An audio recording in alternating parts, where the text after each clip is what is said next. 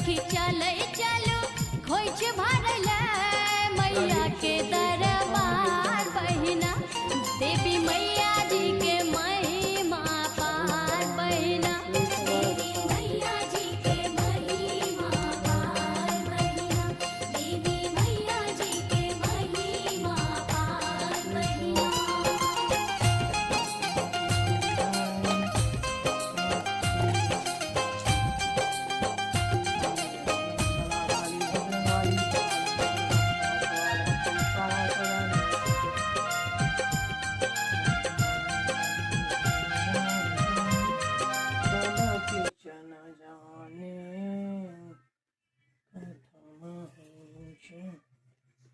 एकादश दिन